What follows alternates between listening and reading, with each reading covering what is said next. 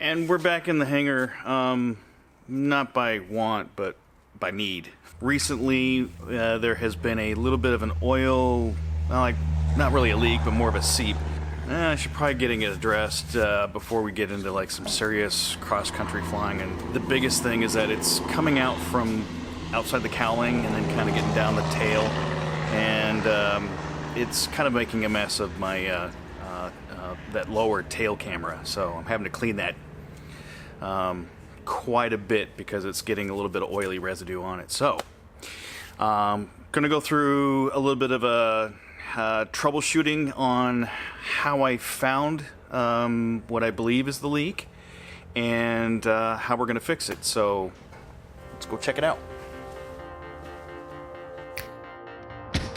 This channel is about working on aircraft and flying those airplanes. So come take a seat and let's go for a flight.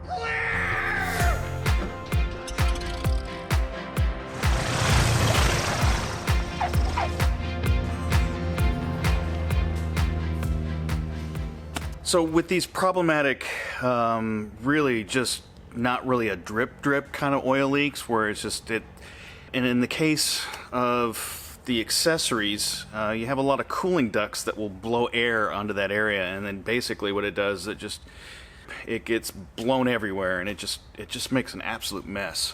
One of the most important things to do is to get all of the residual oil out of that engine compartment. So I use a little mixture of, this is a special version of Simple Green.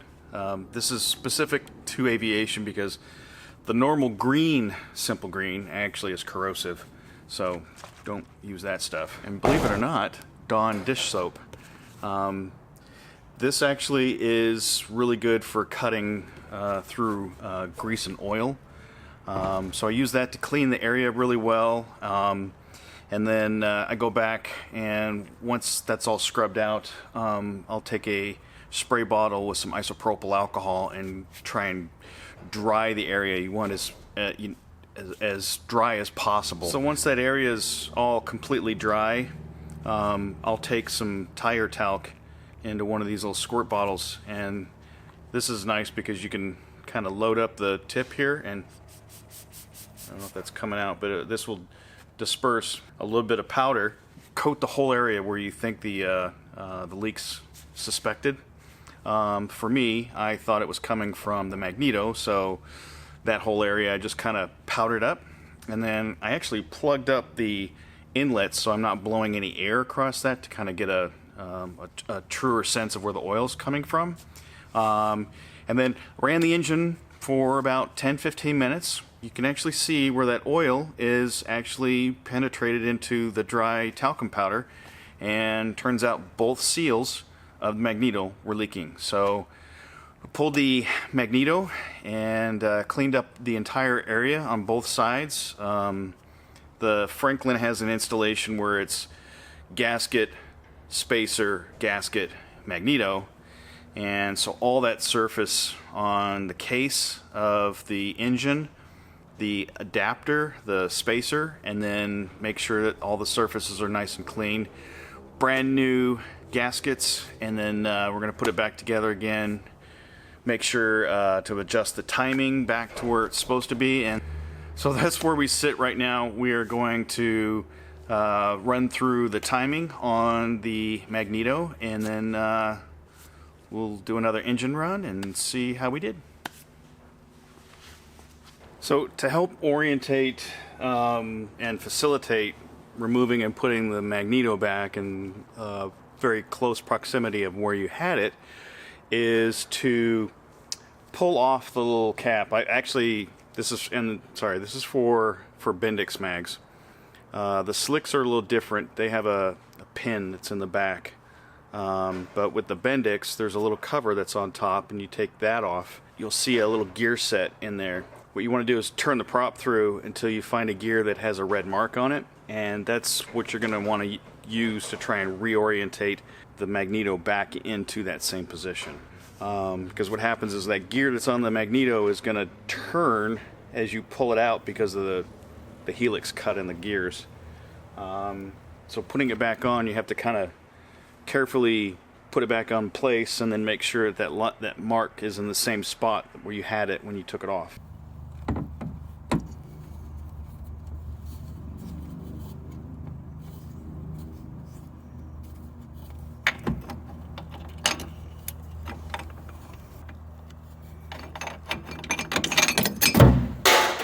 Oops.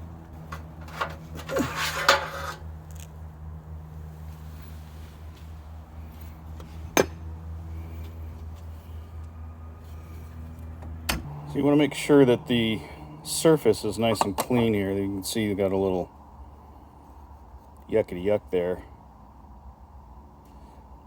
And then what we also want to check this for is make sure it's not bent or tweaked or any way. And I'm just going to use the back of my 12-inch calipers here. And I'm just going to check to see if I see any daylight or if this thing hangs up any funky way. So you should end up with something really shiny. Make sure that you're getting rid of any abrasives that you used, any material that gets any stuck in any of these little pockets. Make sure this gets cleaned up really nice and well before you reassemble everything. Same thing on the magneto. Make sure that's nice and clean on that surface, and that you also do the same surface on the case. Same thing with this gasket. This is the housing for the starter, and a little bit of oil is getting past that one, so we're gonna replace that. And same deal, you want to make sure that's nice and clean. That's it's a little icky, so we'll get that cleaned up as well. We've got the magneto and resealed and with fresh gaskets, and I'm installing those dry, by the way. The next thing we're going to do is we're going to find top dead center for the #1 cylinder, and then we're going to hook up the buzz box to it and check and make sure where the points are going to open up, and that's how we check the timing on the magneto to the engine. Yeah, I know, no spinner. It's a whole nother story. But so we've taken the #1 cylinder spark plug out.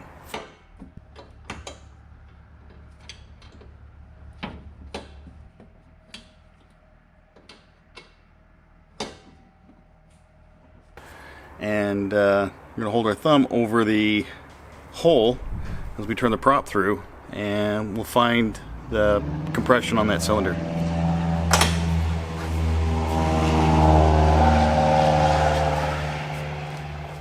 Now, normally this would be easier if you took all the plugs out, but we're just checking the timing, so I just need the #1.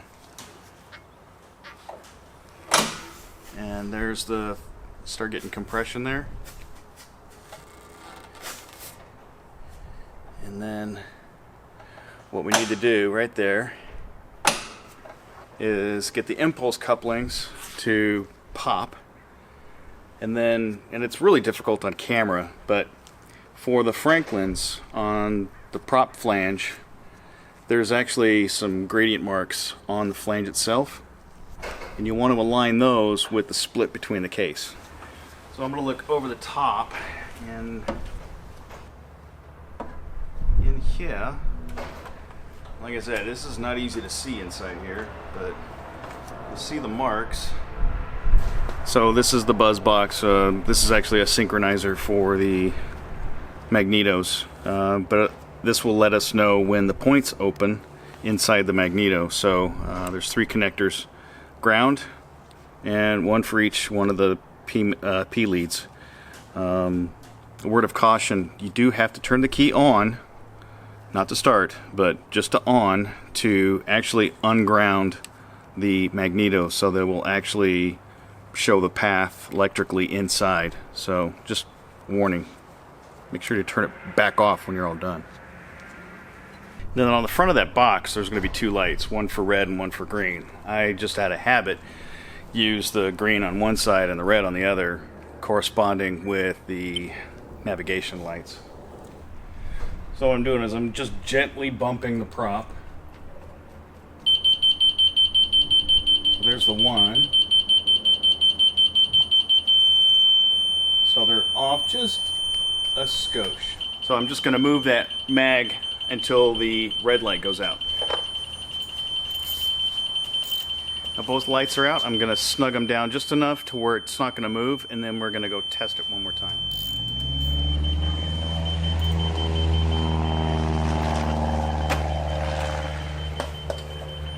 All right, we're going to move the prop back and then test it again.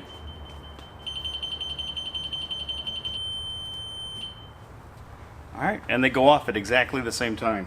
So we've essentially timed the magneto. So what I'm going to end up doing is hooking up all the rest of the P lead and the shield to the magneto, and then of course pull the synchronizer off, turn the key back off, and then we're going to go do another engine idle, see how well we did for the oil leak. So.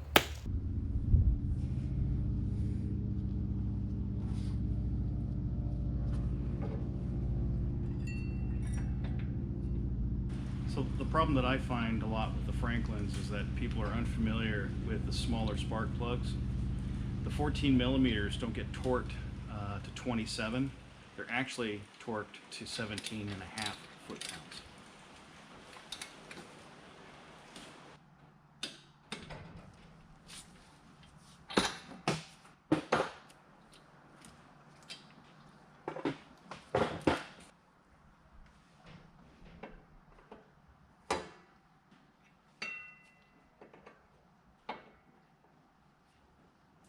If ever you're pulling your prop through and you hear the clicking of the magnetos, you can tell how well you're timed.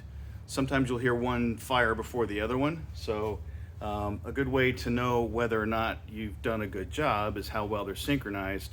In theory, the impulse couplings should snap at the same time if your mags are been overhauled and have about the same amount of time on them. So let's listen for that.